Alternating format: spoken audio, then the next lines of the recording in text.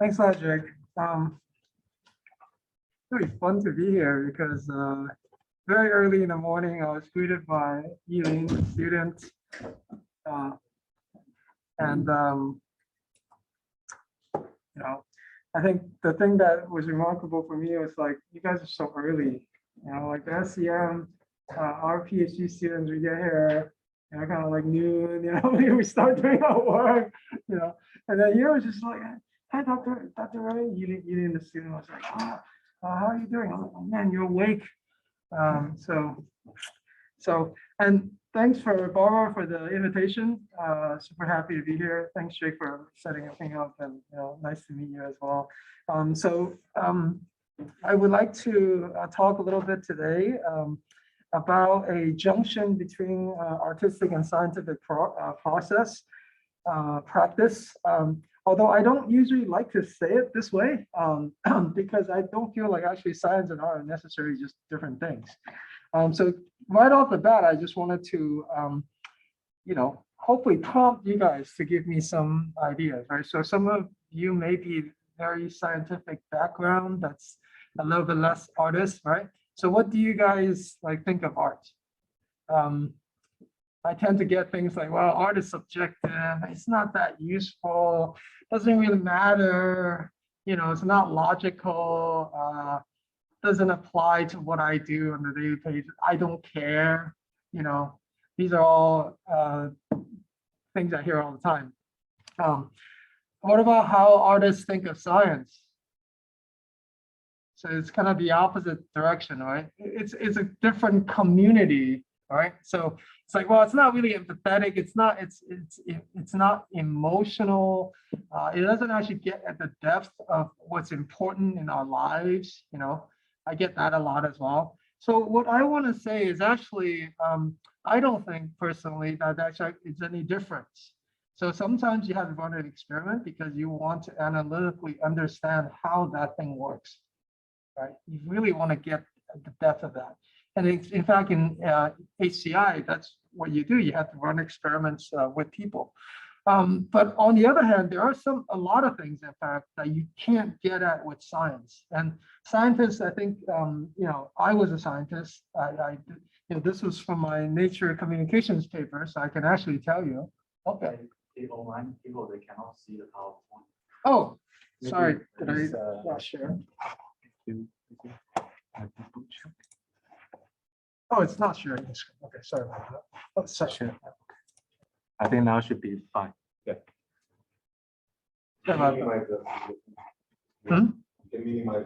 Oh, this thing, right? Like that. Okay. Cool. Well, thanks for letting us know, because you could have gone through the entire lecture without a single slide, and I'll be like, hey, you guys understand everything? Yeah. Okay. Yeah.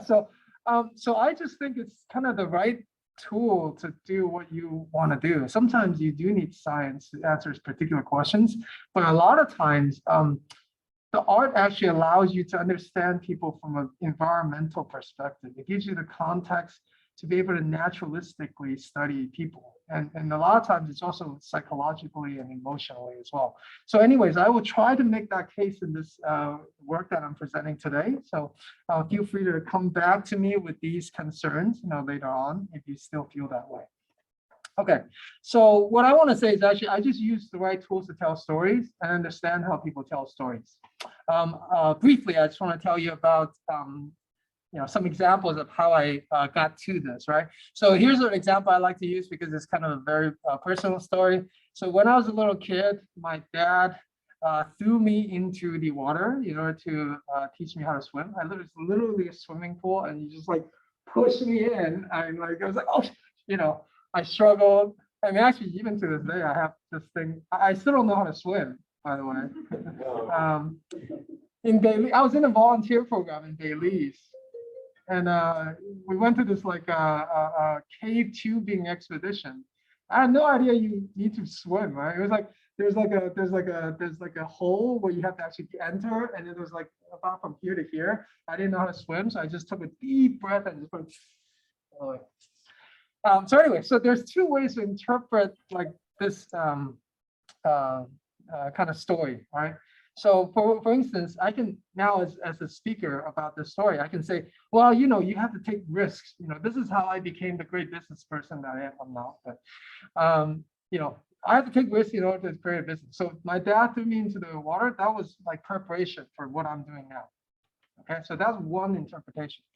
Here's the other interpretation that's completely opposite, right? Don't trust the authority. Your dad, like he's an evil guy, you know, he's doing these bad things to you. Fight for what you believe in, you know, blah, blah, blah, right? So what you notice is a completely different spin on what that action was, right? In one case, the dad is a good guy, and in another case, dad was a bad guy, basically. But what you notice though is it tells you about the person who's telling the story. If I'm the person saying don't trust authority, fight your rights, that's a, you know, I have an independent mind, I have a certain personality that's very different from this one. So that's the kind of thing that I like to study, right? It's kind of a, you know, psychological perspective. And so basically what I'm saying is that actually we tell stories about all of us using these kind of mental stories that we have within ourselves. So the interpretation of the thing actually tells you about the person who is doing the interpretation. Okay, so what I mean is, like, for example, if you look at this picture, it's a lamp from an early project of mine staring at a piano. Immediately to human beings, there's a psychological perspective that comes with it. It's like, well, does it want to play the piano? Does it know how to play the piano? What it tells us is about the way that we interpret these images and these stories. That's what I want to say. So by the way, you can also use these things to drive some really interesting new interactions. So in this case, what I did was I had a workshop where the people, this is from the New York Hall of Science, basically they train their face, train a computer model with their face. So it's kind of a computer vision project. And then they're asked to dress up. And when they dress up, they can evade the gaze of the computer, right? Because it would detect that your face with the previous training, and then you wear something, and it's like a lot of fun for them. And it's like, oh, the computer can't detect me anymore, right? So these are kind of the new interactions that actually it's really used to tell a story about this machine, like the way that the machine interacts with us, right?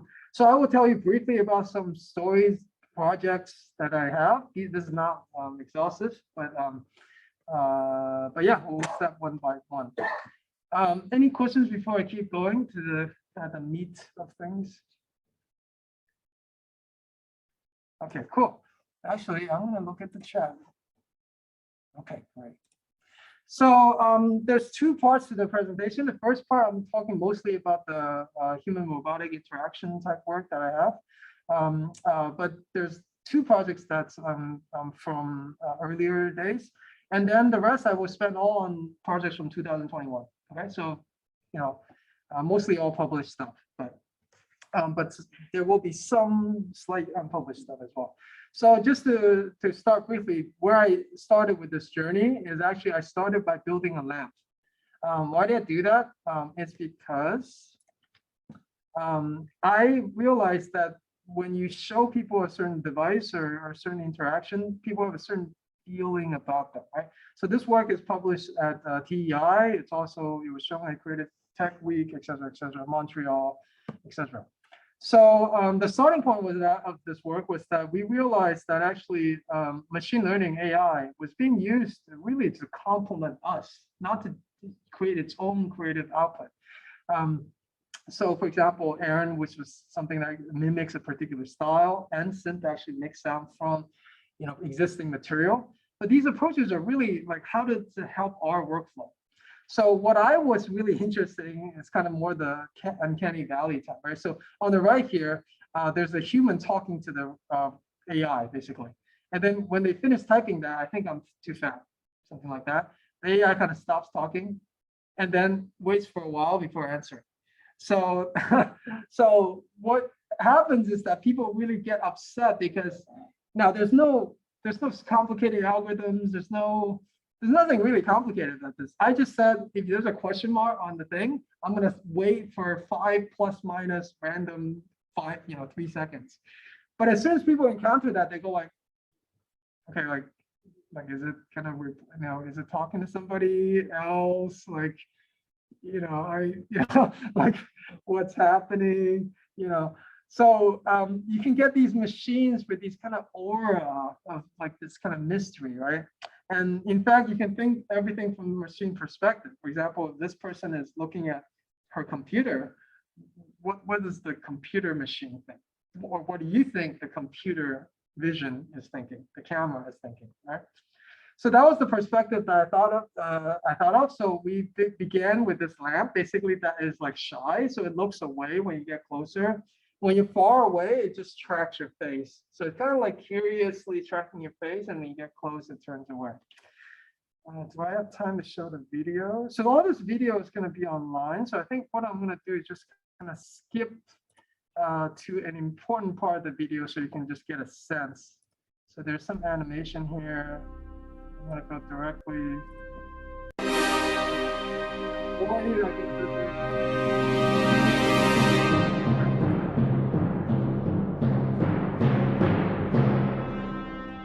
So I built something that is emotive and very simple.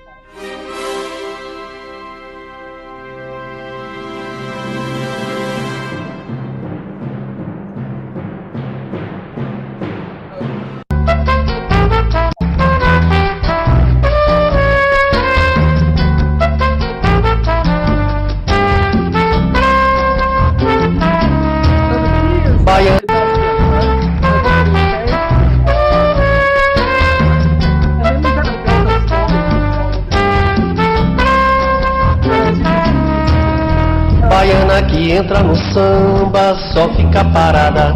Não samba, não mexe, não bole nem. With a lot of these videos, I'm not going to have time to show you everything.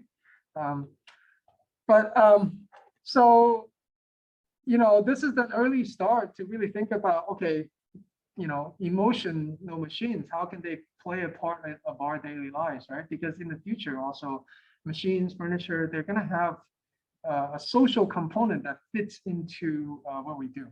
Right. So the next thing I did was like, well, that's very interesting. I can play with a single robot. Actually, previous people have worked on kind of related type of things, with animation and things like that. So then we asked, like, where's the new stuff? The new stuff is really multiple machines, right? Because there's actually group interactions with many machines where the interaction between the machine tells us a story about what they're doing. So that's a more complicated thing. I wanted to start looking at that.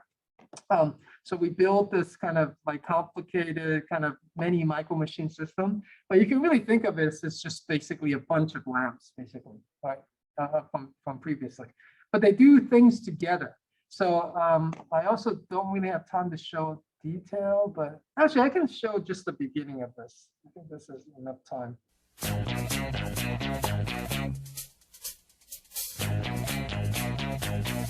What the machine looks like.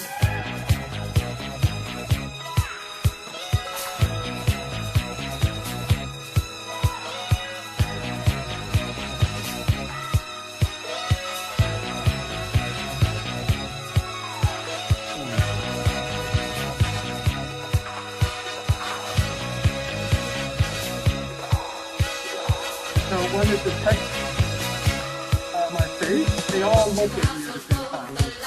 So right now they're playing a game where all the machines are looking at one person, basically.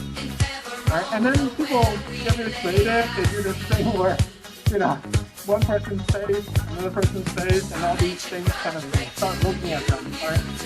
So the way that this worked was that basically these machines all look at you. So it's not a single person looking at you. It's kind of mimicking a situation where there's a bunch of people, actually kind of like you guys, well, some of you are looking at me. But then when your face cannot be seen, they would do something else, actually. They play a skit, actually. So there's actually a reason for the Romeo and Juliet thing, because when you're not looking at them, they would kind of like, be with each other. And then when you are looking at them, they're going, oh, they're very proper. So anyway, so I found even with this kind of very simple, still quite undeveloped idea that actually you can involve the multiple machine in this perception process, right? And I think it's very much a part of this kind of artistic practice to show this kind of work. You know, for example, we show this in exhibition, not in a HCI perspective. So as a kind of a follow-up to this, I did a residency at New York Hall of Science, and here I basically continued to develop this concept. So here what I did is basically I took a security camera, which was refurbished from the 60s from a supermarket. You know, it used to be kind of looking at people and trying to figure out, you know, what the where's the shoplifter coming from, et cetera, et cetera. We added with machine learning, or not machine learning, computer vision to basically detect people's faces. So the way it works, so this was published at Frontiers, Human Computer Interaction, Human Robotic Interaction, and also at some other places. So this is the kind of a cutesy camera. So when there's nobody around, it kind of like scans around the room, right? So nowadays, like security cameras don't need to do that because it has a wide angle view. So this really is a, how do you say, is a gesture to kind of highlight it, right? So when nobody is around, this camera will be looking like this, right? And then when the face comes, it'll be like this, basically. And then when it sees it, actually, it puts it on the projection on the left, right here. So you would think initially that like, oh man, it's like scary surveillance or everything. But what we did is actually to try to turn the story kind of upside down a little bit, is to actually make it a fun interaction as opposed to this kind of surveillance view, because the camera is interesting, right? Like it moves around and like, you know, and then kids play with it, etc. So I'll show you just a brief video to get your, so this is just a setup, just to show you what it means. I think this is probably the most effective way to show it. The chat thing. Yeah.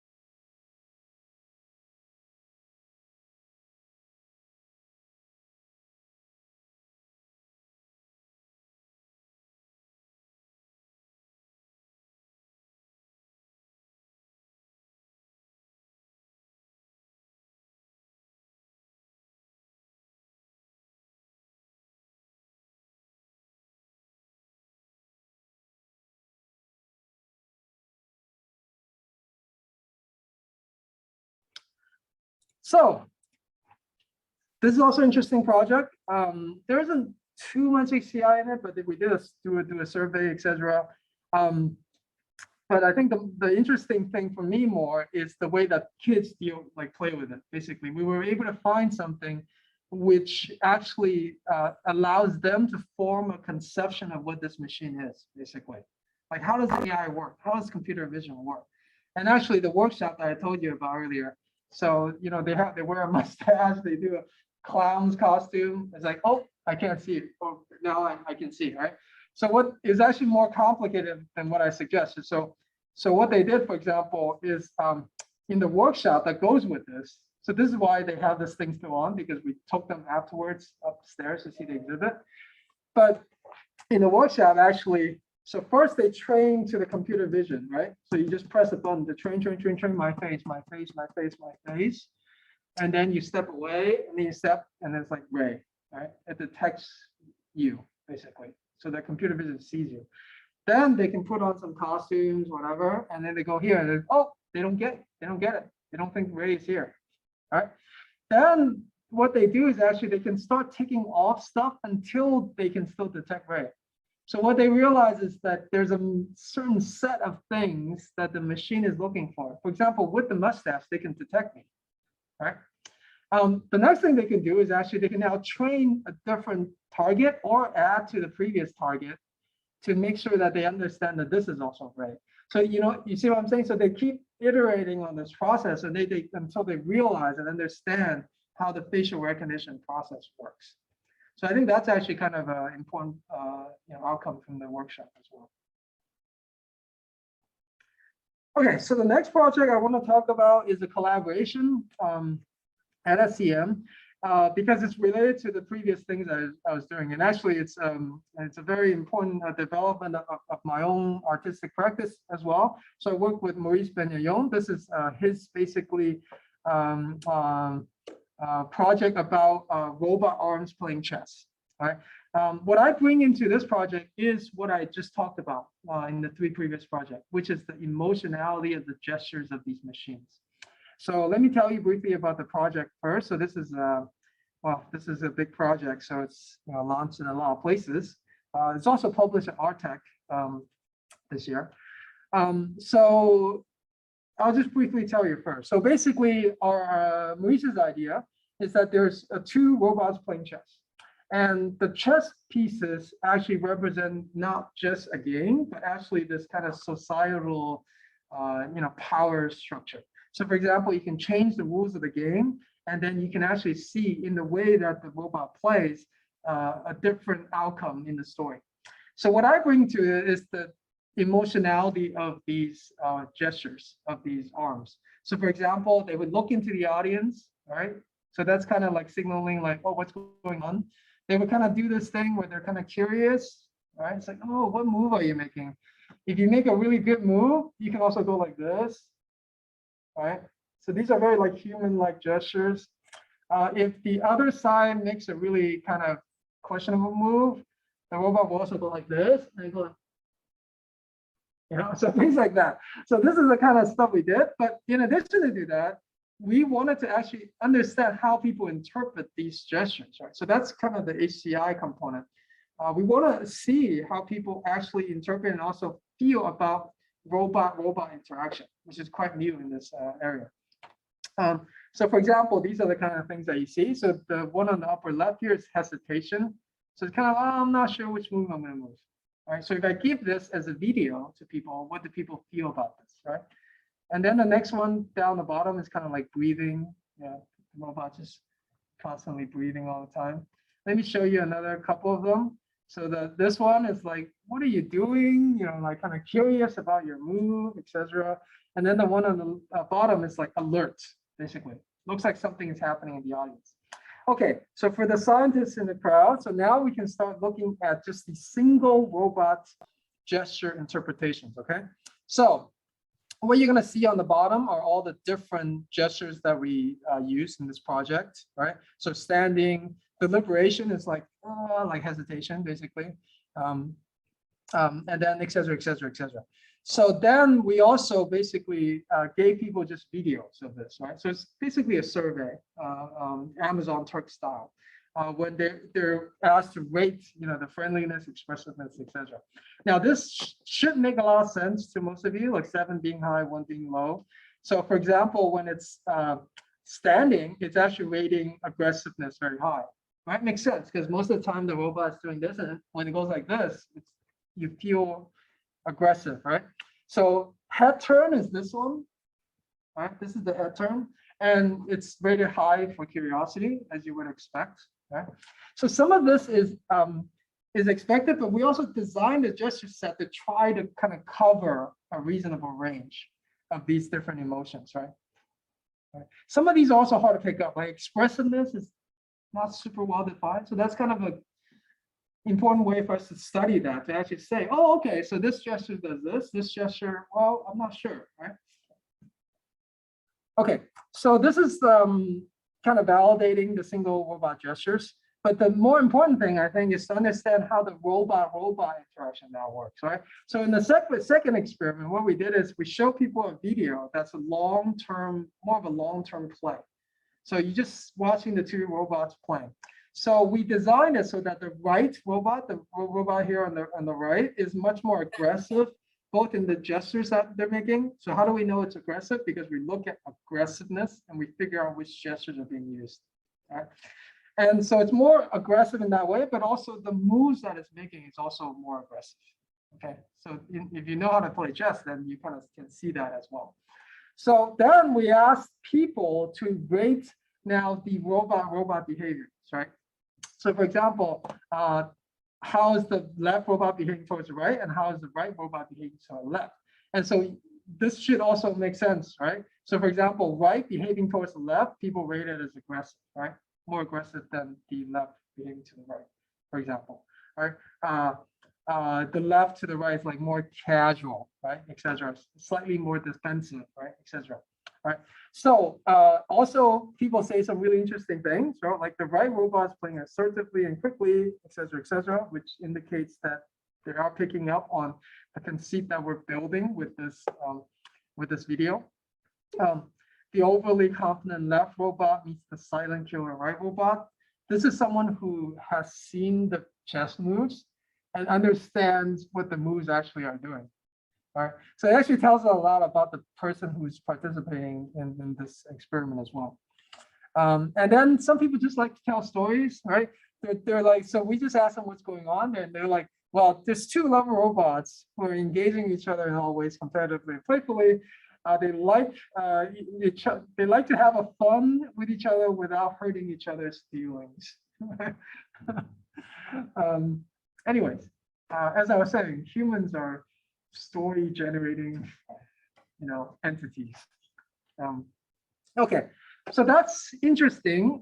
Previous work have looked at these kind of robot interaction, but what we, I think, continue to contribute is actually, we can actually study the way that people intend to play against a robot in this style. Okay, so you can actually just ask them, what would your intended strategy be against the right robot or against the left robot, right? So left robot, remember, is the passive, casual one, and then the right robot is more aggressive. So here's some really interesting things. So for example, one person would say against the right robot, oh, I would be assertive aggressive also, but I would first let the right robot think that I was being casual and friendly. So they are coming up with some advanced strategies about what they would do if they were in that situation, right? So there's also some really interesting things. So for example, towards the right robot, they're more defensive minded, or at least their intended strategy is more defensive, right? So not in this person's case, this is actually another case. But in most cases, they're actually more defensive, presumably because the aggressive robot, you want to defend against them, right? etc., right? But actually, they're more cautious towards the left robot.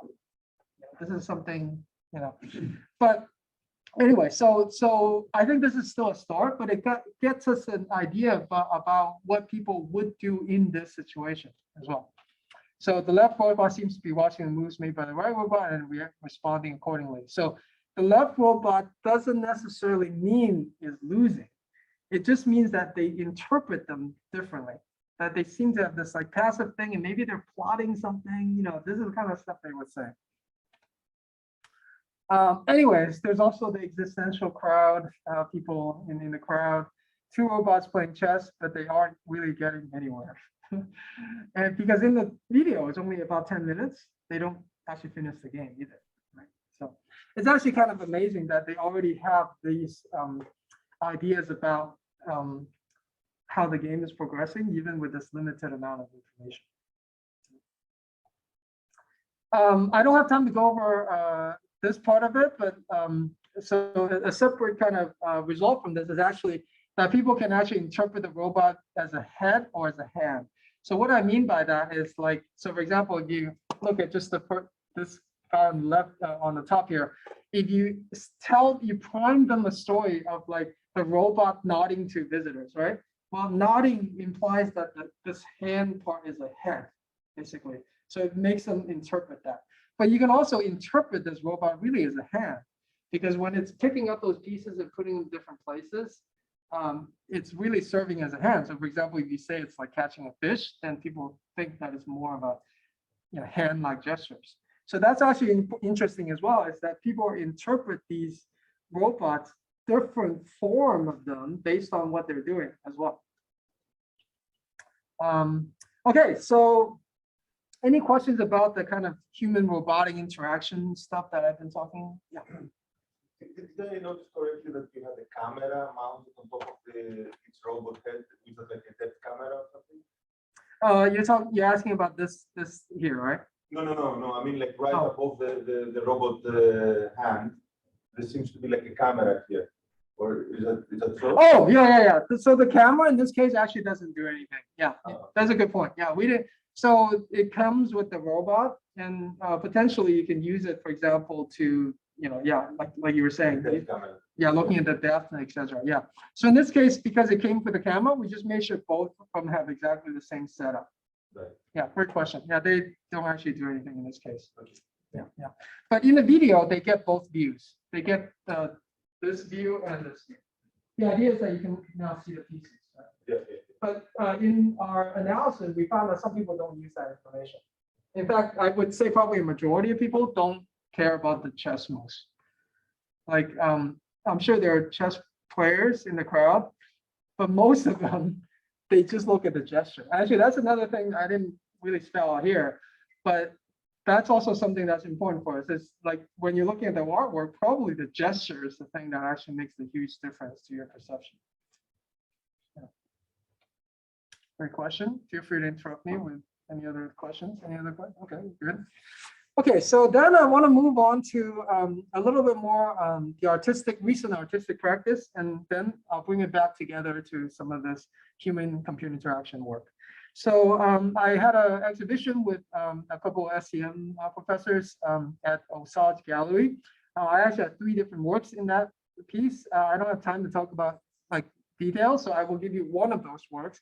And this is a purely an art project. And I'll tell you why actually even that we didn't do evaluation or something like that. Because this is the most effective way to figure out what people are feeling and thinking for us.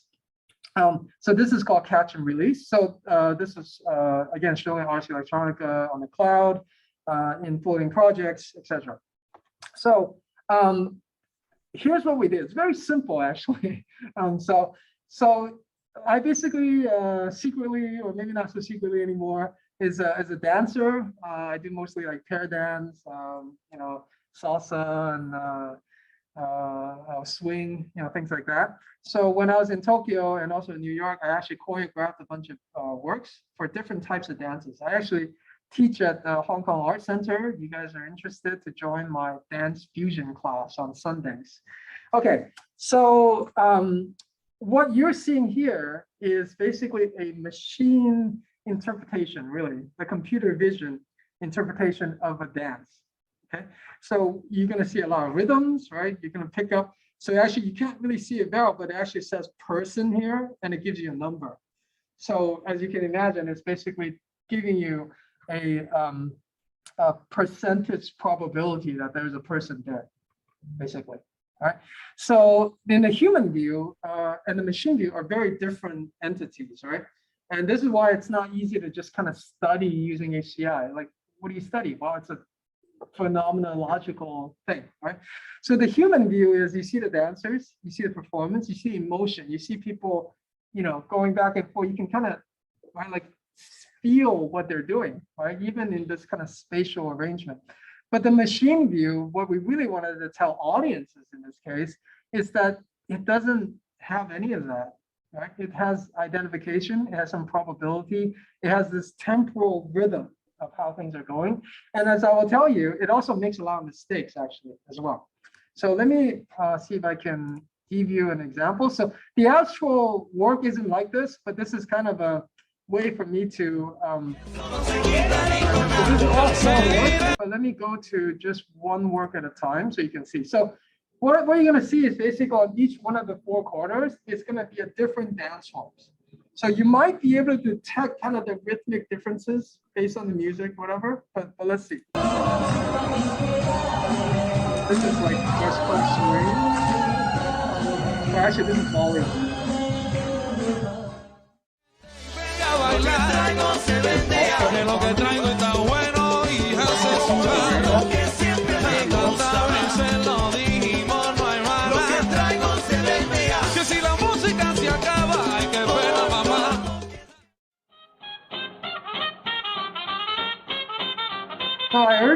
hard to get into the machine perspective.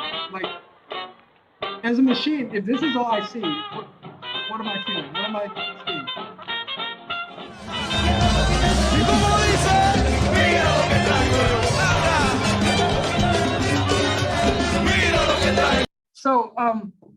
So the reason I show you is because in this project, our idea is to actually limit the information actually, right? By not showing you what the human perspective is, you are hopefully developing some insight and intuition about what the machine really only does, right? So there's some really interesting things. So for example, in this one right here, you see this little person right here. So anybody know what that person is? Actually, you can probably see in this video too. The beginning, let's see. So right there. So here, so concentrate on the lower right.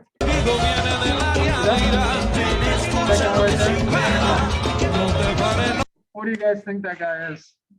DJ? Yeah, good. Yeah, you're getting there. Yeah, it could be, right? It could be a DJ who's just like down here, right? Anybody other possibilities? Oh, Huh? oh.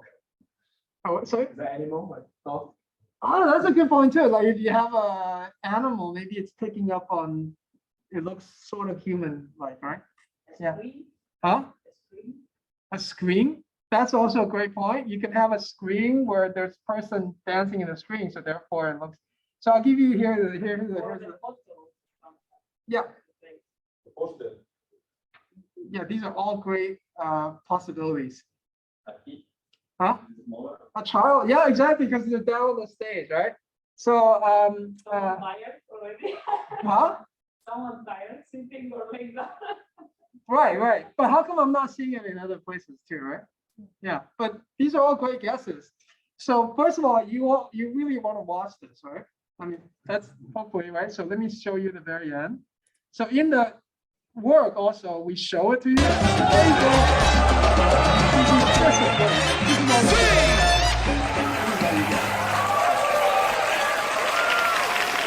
Okay, so you just get a sense of what the human sees without seeing the whole thing. But I'll tell you what that person is, right? That person is the cameraman. So he's down there trying to take pictures, and it's like, you know, so yeah, he's like walking around. The machine doesn't care. The machine sees him as just another quote unquote dancer, right? And actually this happens up here as well. There's an usher that walks around. So actually, let me see if I can. Well, it's hard to just find, but there's an usher that's walking around that also gets picked up by the machine as part of the dance experience, right? So hopefully, I think, you know, I can convince you at least a bit that the artistic practice allows you to really intuit these ideas, right? Without, maybe they generate further tests for, you know, scientists as well, but they definitely give you an, you know, things that you have not thought about, not going to the exhibit, right? Okay, so so by the way, there are other works in this exhibit. This is called I'm Always Here, but if you're interested, you can actually, I guess I can show you part of the video. This is just a video of the collection of things in this exhibit that were by me. So you just get an idea of what this exhibit is like.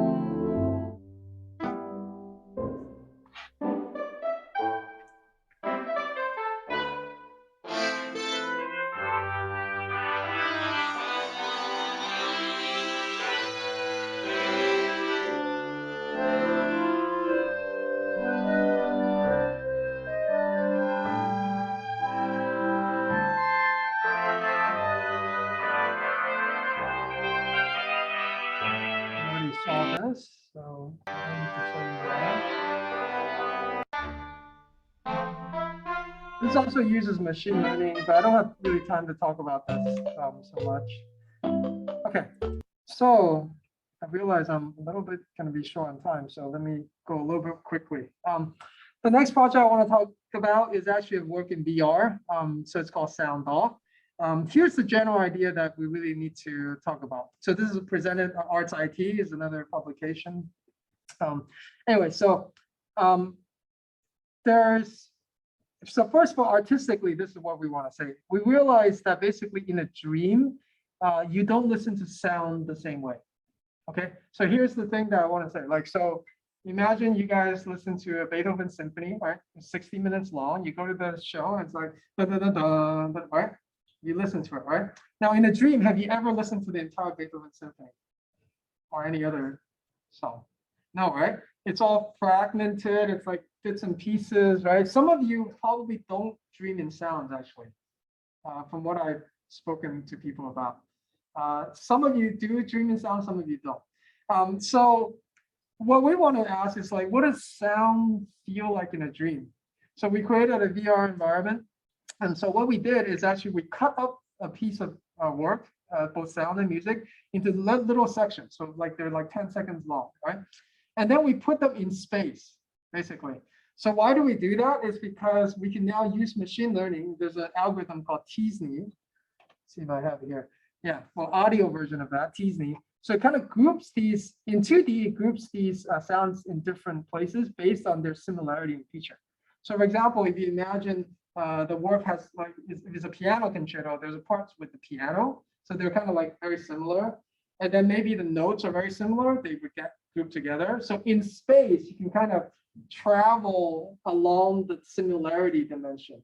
So for example, you can you're kind of like, as you're moving in space, you're listening to the sounds, but it's an impression of the sound. You never actually hear the whole thing. So in this story, basically we have a looping scenario. In the scenario, basically what happens is basically in my own dream, I was traveling on the train from Paris to Rouen. I think I am, I'm not sure, but and this very significant person next to me kind of got up in the middle of this train journey and left without saying goodbye, without doing anything. And I went to the window and there's nobody there. All right. So in this artwork, basically this thing keeps looping, but it goes through different types of sound, different types of scenarios as this keeps happening. Okay. Why is this important? It's kind of give us, I feel like machine learning and technology in general can give us a new way to experience things. It might not be actually the way that you experience it, but it gives you some hint about different ways that you could possibly experience it. In the back, by the way, inside here, there's also a 360 video that's kind of like outside of the train, and it kind of like loops around these kind of things. So we have the technology to also do this kind of work as well. Okay, so in the interest of time, I think I will go directly to the last couple of things that I think is really important.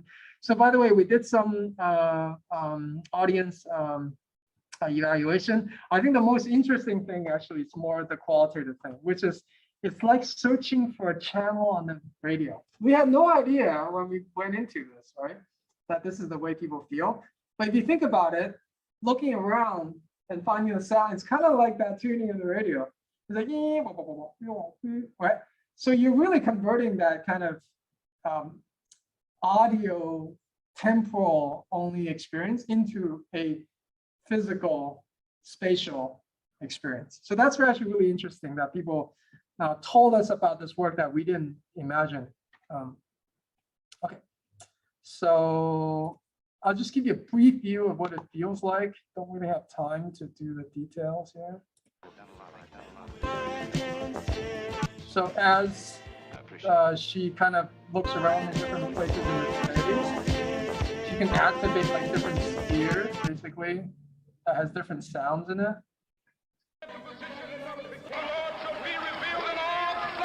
It's kind of mixed in with the sound. Okay. Anyways, you get the idea. Okay, so I think I have time to briefly describe the next two projects without too much detail. So one project is basically using GPT-2, which is a natural language algorithm model to actually generate poetry. So in this project, this is also published in Artec. In this work, basically what we did is, there's a lot of GPT stuff generating stuff out there, right? We didn't want to do that. what we did is actually it's a human and a machine, working together in some sense, right? So I wrote a bunch of poems that's based on some classic works. So for example, I took the Elizabeth Bishop poem called One Art, and I wrote my own version of it. So I can actually just show you. So I'm not showing the Elizabeth Bishop poem, but this is like my version of the Elizabeth Bishop poem. It's actually kind of, if you know that poem, you realize that it's very deep variation. I kind of follow, like when she has parentheses, I have parentheses, kind of that level. But then what we do with the machine though, is I give the machine the Elizabeth Bishop voice, right? By giving them the training samples from Elizabeth Bishop. And then I gave them actually this poem as well. So in other words, I try to teach them how to create variations, not just how to write poems. That's kind of the idea. So this is the output. So what you realize, first of all, is a collaboration, okay? It is not what the machine says. It's the machine, everything here is part of what the machine says, but I personally curated it, right? That's the human part of the thing. So, for example, you can see that because it's in the Villanelle form, it tries to do this thing where, the no disaster thing, it kind of like puts them in some random places, right?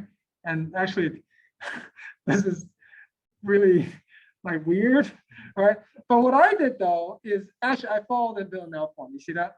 The Villanelle form is, so forgivable, forgivable, forgivable, forgivable, unforgivable. That's the conceit that I built, right? So anyway, so this is very interesting. So again, this is 13 ways of looking at a Blackbird, the machine learning version, and then my variation, right? So now I can also take some random stanzas from this to give to people to figure out what they're feeling about this, right? So here's the kind of evaluation with this. So for example, are the machine and human, are they from a machine or from a human? There's no significant difference. So in other words, they can't tell whether it's my poem or the machine's poem, or 50-50, right? But interestingly, there's a difference in expressivity, right? So this actually affected significant. So they actually feel that the machine generated poem, without knowing the identity of the poem, without knowing who they're by, is significantly more expressive than the machine. So there's some unconscious effect here. I think this is where the science also kind of tells us some things, right? Like just by putting this poem together and, actually we have a book that we just give to people or sell to people, excuse me, we don't quite understand like how, what's the interaction behind it. And actually a quick survey actually tells us some interesting things. So there must be some unconscious influence that there's some difference that people are detecting, but they can't tell that it's machine human part of it. And in fact, if you give people the original poem and then you give them just the original stanza, just that little part of the poem, and then you give them my version of the stanza, and then you give them machine version of stanza, and then you can actually even ask them which one better represents the original.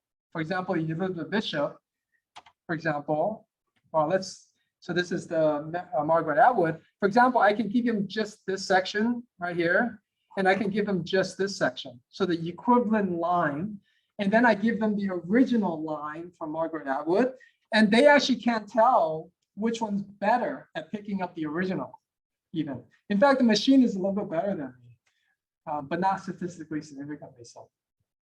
So it's very interesting work. But here it also depends who you ask, right? Huh? It also depends who you ask. If you ask, let's say, the writers, definitely you will get very different answers. Very true. This is actually not, this is general public audience, exactly. So the writer, they probably can pick up that this is Elizabeth Bishop. You would have to give them a poem that's not recognizable. But kids nowadays, Yeah. I'm not sure if they know. Yeah, that's a great caveat to the study. Yeah, exactly. Yeah. So anyway, so we do have the books being sold. You go to Floating Projects, Press, and also Present Project, you guys can pick up a book. This gives us just a quick introduction into the last project. That's, I think, all I have time for, because it's also a published book, right? So this is the last thing I will talk about today. It's called Chikuchi. I work with the Dutch-Japanese artist Vincent Reuters on this project, and it's a game basically. Okay, but it's also an exhibition. So this is also will be presented at ICIDS, Interactive Storytelling. It's also at the Tokyo University of Arts, Art Machines, etc., etc. So this is built up actually on the previous project, which I don't have time to talk about. But basically, we thought about climate change. Actually, let me just go directly here. We thought about climate change and how to influence people's thinking about climate change. Okay, so climate change right now, to a lot of, especially the younger folks, we don't really care. You can tell us all the data you want. You can tell us the carbon emission rates, et cetera, et cetera. But studies have found that that doesn't really affect their behavior because it's something totally in the future. It's not something that's tangible to me. Oh, because I throw away this plastic bottle or not, how does that affect me, right?